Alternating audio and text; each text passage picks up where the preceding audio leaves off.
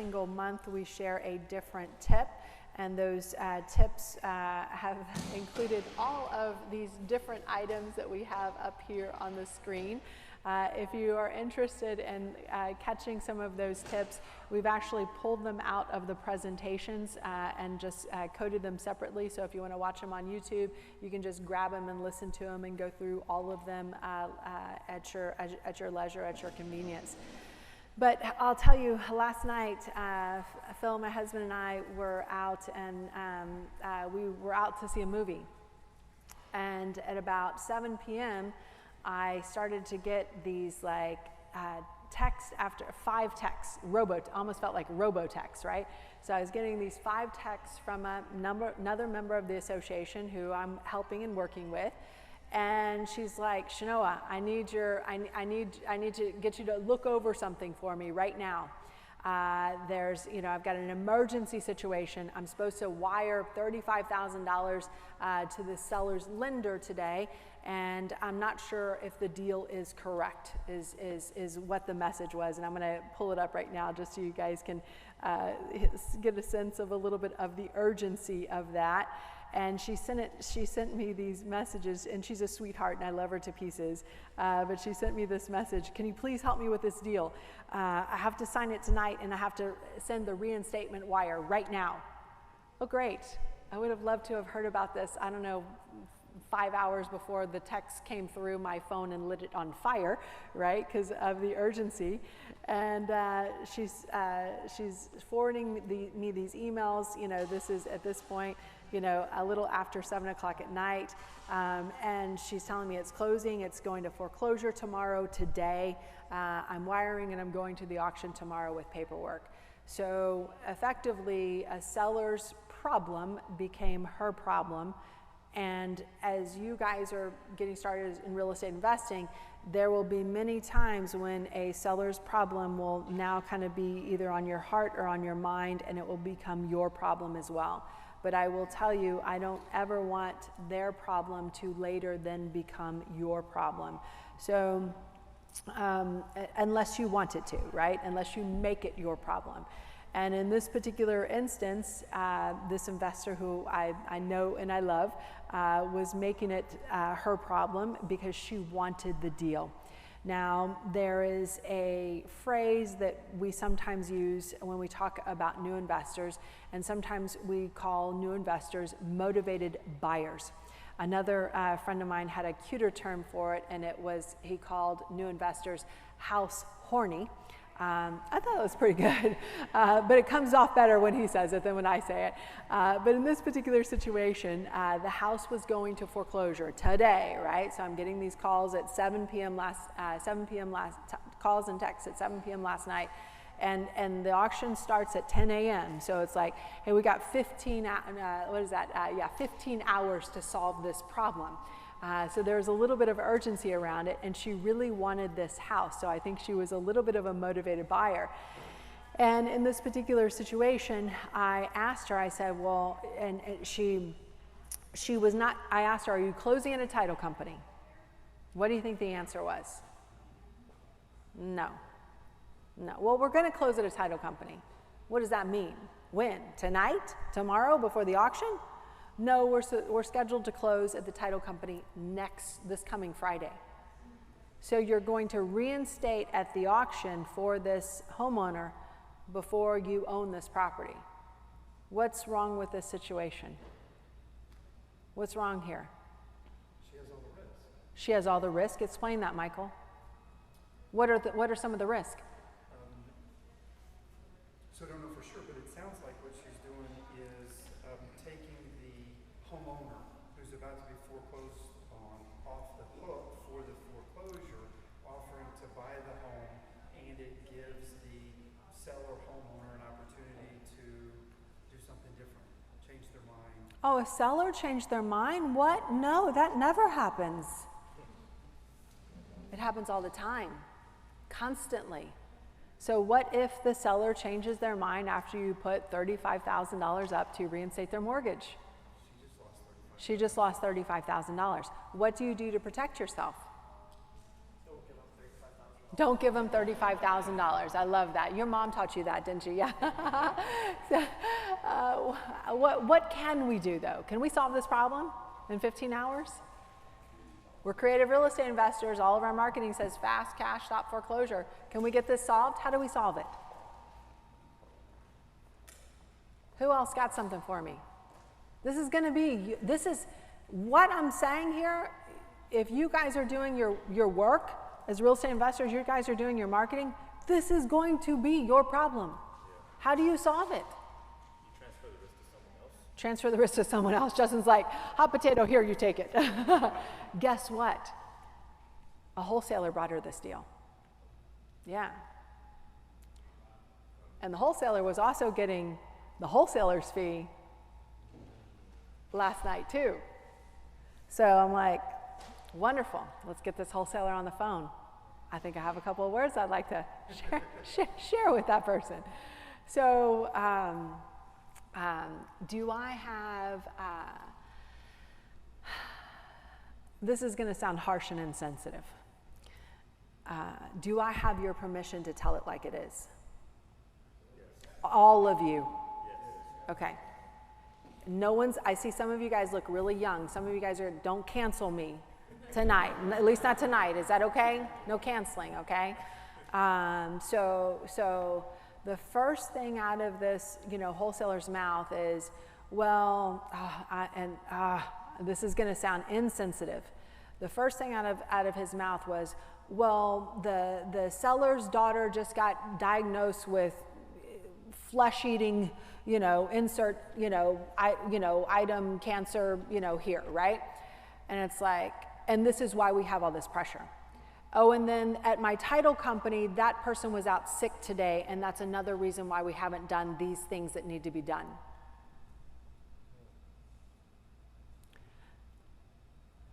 I'm not gonna lie, I don't even feel bad.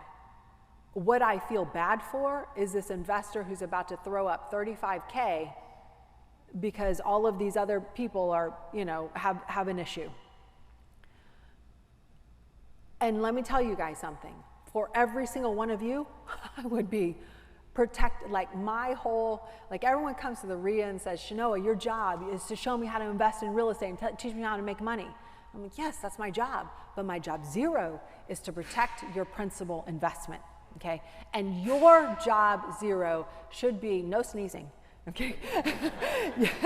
Your job 0 needs to be to protect your principal investment, no matter what everyone else's problem is.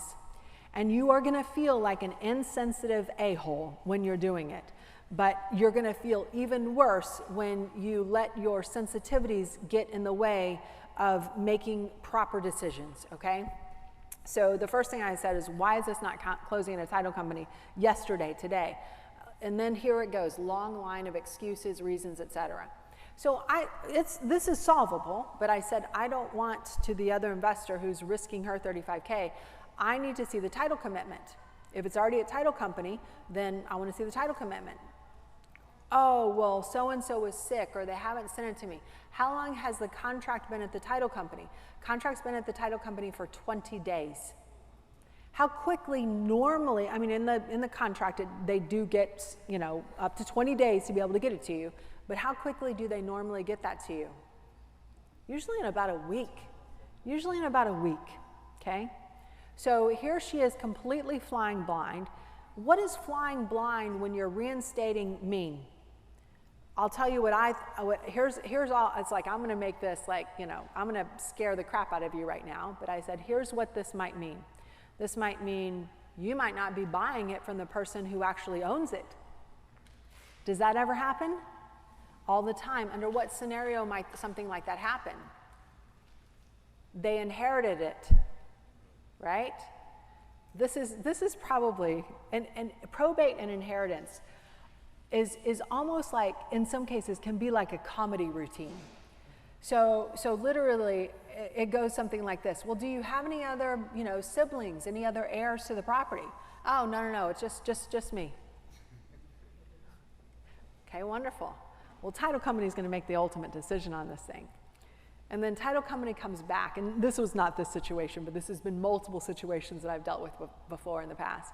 And title company comes back and says, well, it looks like there's another heir here, you know, named so-and-so, named John.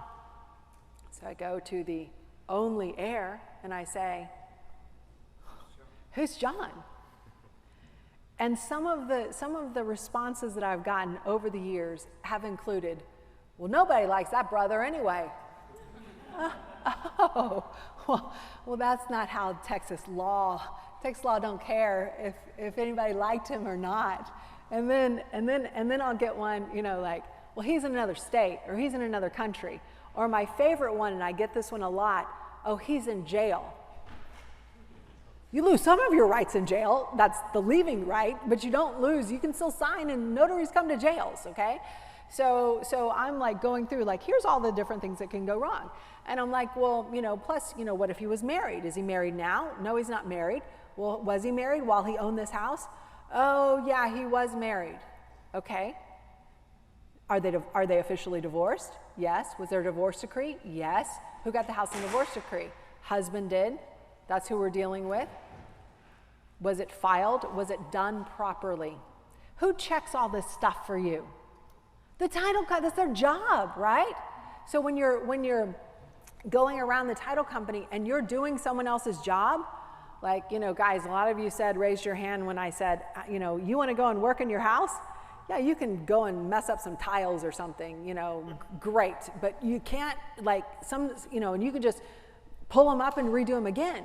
But when you're doing something like this, sometimes you don't get a do-over, right? Now sometimes you're chasing down ex-spouses. Now, everyone's relationship with their ex-spouse is amazing, right?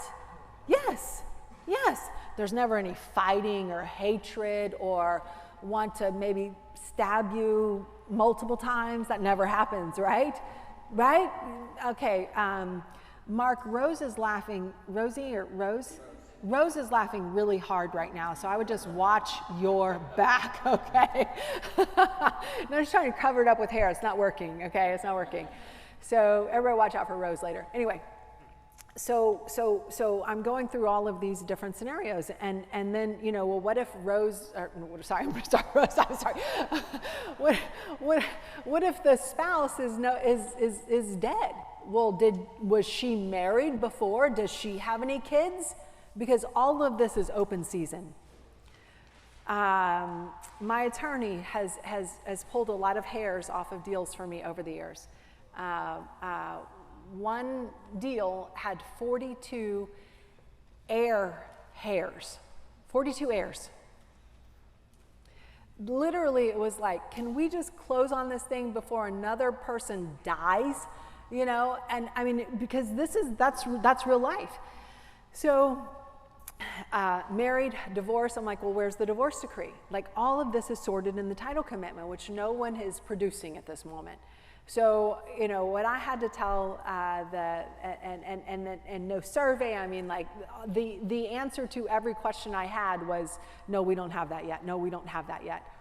So, but then let's say that the title commitment was there, okay?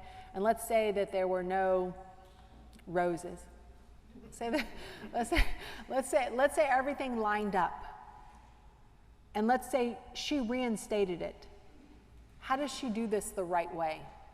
What does she have to do before the reinstatement? She better get a deed signed with a notary. I've signed deeds in church parking lots. I've signed deeds at the courthouse. And I will get that signed before I reinstate. And you guys will get that signed before you reinstate. And then her plan was, well, we're going to closing on Friday. After 20 years in this business, like, some of my good friends who are also investors call me Dr. No. Like, and they'll say, like, nobody will take a crap on your deal like Shanoa. It's because I want to, it's out of love, right? So she's calling me Dr. No, K-N-O-W, but also Dr. No on your deal. And also Dr. Death, which is, like, literally, I have had sellers die right before the closing took place. Stuff happens all the time. Why expose yourself to all of that risk? Why make everyone else's problem your problem? I don't want to see that for any of you guys. Get the deed signed in front of a notary, and this is so cute. He said, well, they're going to get it signed tonight. And I'm like, wonderful. When is it going to be in my hands? Oh, they're going to send you an email with it.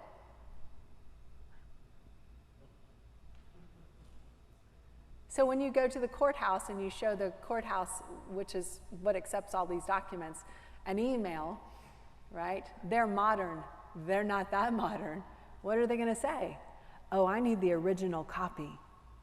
And that's the only thing that I will accept. So guys, don't let anyone else's problem become your problem. Now, there are times when I might let someone's problem become my problem. And that is only under the circumstance where it is both low risk, high reward. I'll even gamble some if I've got, several of these things lined up when it's a high risk, as long as that high reward is there. In this particular case, this was not a great deal. There was not a lot of, in fact, even the wholesaler said this, and I quote, well, it wasn't until the title company found the COVID lien, which was over $25,000, because they stopped making payments in March of 2020, that it blew the deal for me, quote, end quote, from the wholesaler. I'm like, I'm getting angry at this point, right? And I'm getting scared for my friend. But I think I set her straight. At least I scared the crap out of her. So hopefully one of those ways it got there.